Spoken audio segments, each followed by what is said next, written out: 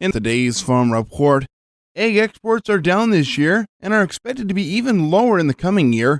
Cindy Zimmerman with AgriPulse has more. Agricultural exports are down this fiscal year and expected to be even lower in the coming year. According to USDA's latest estimates, 2015 exports are projected now at $139.5 billion, down almost $13 billion from 2014.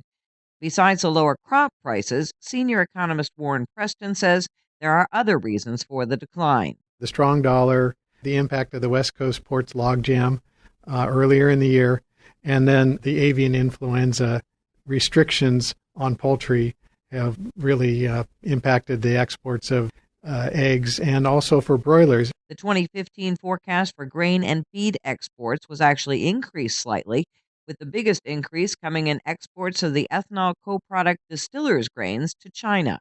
Corn, we're still looking at exports at $8.6 billion, and that's just up slightly from the $8.5 billion that was projected in May.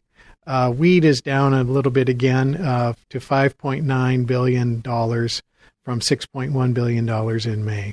Meanwhile, for fiscal year 2016, which begins in October, Preston says ag exports are projected at $138.5 billion, down another billion from the current 2015 forecast. And this decline is mainly due to oilseeds and products, projected to be down $4.4 billion as a result of lower expected soybean and soy meal prices and reduced export volumes. Grain and feed exports are forecast to actually be up by $1.1 billion from fiscal 2015. Again, in this case, it's due to higher expected wheat shipments. Cotton exports are forecast to be down $400 million due primarily to a smaller U.S. crop. Exports of livestock, poultry, and dairy products being up by about $600 million, mainly based on higher export volumes, more than offsetting expected declines in world prices and export prices. We're expecting horticultural exports to be up by $2 billion to a record $36.5 billion, with higher export values for fresh and processed fruits and vegetables, as well as tree nuts. Despite the lower forecasts, if realized, exports for both 2015 and 2016 fiscal years would be the third and fourth highest on record. Reporting for AgriPulse, I'm Cindy Zimmerman.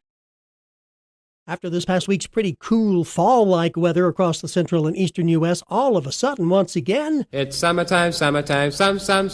We have very summer-like weather patterns set up right now. Agriculture Department meteorologist Brad Rippey says that's great for Labor Day end-of-summer fun, even greater for end-of-season crop development and harvesting, and the warmth is going to stick around for a while. For at least the next couple of weeks, it looks like favorable conditions for the most part for continuing to mature the corn and soybeans in the Midwest, as well as crops elsewhere across the plains, Midwest, South, and East. We will see some rainfall from time to time, but it doesn't look like anything excessive. And the heat won't be enough to hurt crops at all. Meanwhile, USDA crop evaluators are out there wrapping up their surveys of thousands of fields across the country, gathering, counting, weighing, testing crop samples for USDA's next crop production forecast due out September 11th. Gary Crawford for the U.S. Department of Agriculture, Washington.